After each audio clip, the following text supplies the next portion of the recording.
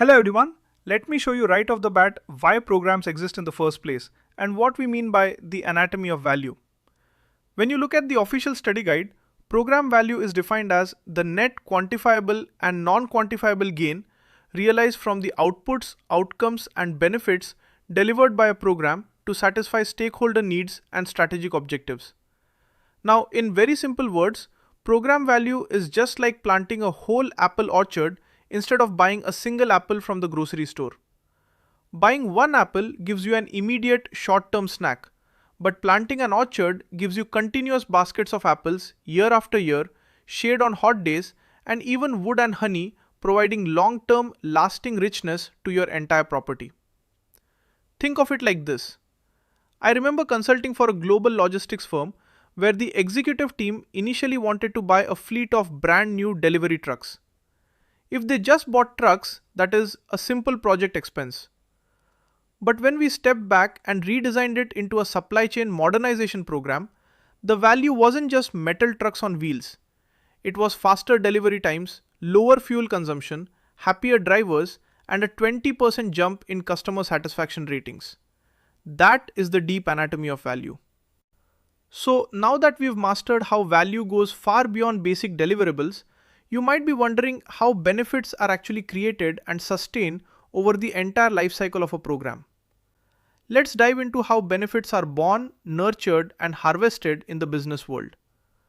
According to the official study guide, benefits realization is the practice of ensuring that the outcomes generated by program components are translated into measurable value for the organization and its stakeholders. In very simple words, benefits realization means making sure that the fancy new thing we built is actually used by people in a way that makes their lives easier, makes the business more profitable, or saves valuable time. Think of it like buying a high-end expensive espresso machine for your kitchen. If you leave it sitting in its cardboard box in the garage, you spent money but got zero benefit. But if you unbox it, learn how to grind the beans, and make a fresh, delicious cup of coffee every single morning, you are finally realizing the true benefit of that purchase. Let me share a quick story with you. Years ago, I managed a software rollout program for a massive hospital network. We spent millions installing state-of-the-art medical charting software. But guess what? The nurses hated it because it was too complex. So they went back to writing notes on paper charts. We had outputs but zero benefits. We had to pause, redesign the training, and coach the staff until the software actually reduced their paperwork time from hours to minutes.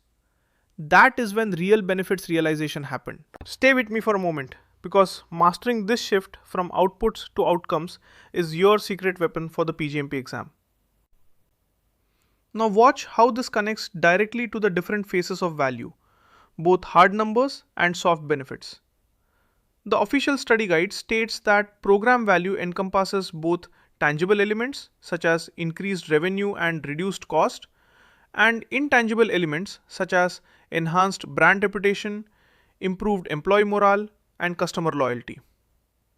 In very simple words, tangible value is money you can actually count in your bank account, while intangible value is the good feeling, trust, and reputation that keeps customers coming back to you over and over again. Think of it like running a popular local bakery. The cash register ringing up daily sales of fresh pastries is your tangible value. But the warm smile of the baker, the cozy smell floating down the street, and the loyal regulars who say your shop feels like home, that is your intangible value. You need both to survive and thrive. Think of it like this. I once worked with a financial services client who merged two massive customer service departments. On paper, the tangible value was saving $2 million in operational overhead. But the intangible value was an immediate spike in customer trust because callers stopped getting bounced around between angry agents. When both tangible and intangible values work together, the program becomes unstoppable. So now that we've mastered how to balance hard cash and soft reputation, You might be wondering how stakeholder perspectives shape what is actually considered valuable. Let's talk about the human side of value, because value is always in the eye of the beholder. According to the official study guide, stakeholder value perceptions vary significantly based on their unique interests, priorities, and roles within or outside the program ecosystem. In very simple words, what looks like an amazing victory to the chief financial officer might look like extra paperwork to the frontline workers, which means value means different things to different people. Think of it like planning a family vacation to a tropical beach resort. To the parents, the value of the trip is relaxing by the pool and staying within the household budget. To the teenagers, the value is fast Wi-Fi and late night pizza parties.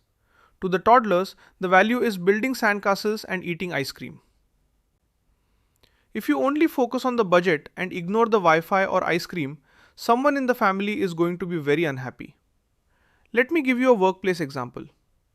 I managed an enterprise resource planning program where executive leaders cared only about quarterly cost savings, while the local branch managers cared only about system stability so their daily shipping didn't stop. We had to tailor our value reporting so the executives saw their financial savings and the managers saw their zero downtime shipping guarantees. Everyone needs to see their own definition of value fulfilled. Let's explore how we safeguard program value when the ground starts shaking beneath our feet. The official study guide emphasizes that value management is an ongoing, iterative process of aligning program objectives with shifting strategic goals and external environmental changes throughout the program lifecycle. In very simple words, value management is just like adjusting the sails on a sailboat when the wind changes direction in the middle of the ocean. You don't keep sailing straight into a violent storm just because that was your original plan on the map. You adjust your course so you still reach the safe harbor safely. Think of it like this. I remember leading a digital banking program back when a major sudden regulatory change wiped out half of our planned fee structures overnight. If we had rigidly kept building our original features, we would have delivered a product that nobody was legally allowed to use. We used our value management framework to pivot the program scope toward high-yield savings products that complied with the new laws. Because we adapted, the program delivered even higher financial value than originally projected. Don't worry, we'll take it slow and look at how these adaptive strategies protect your investments. We have arrived at the final stretch of our journey on the anatomy of value. And let's tie it all together with a winning exam strategy. The official study guide highlights that successful program managers must master the continuous tracking of benefits, stakeholder value alignment, and strategic adaptation to pass rigorous evaluations and lead enterprise success.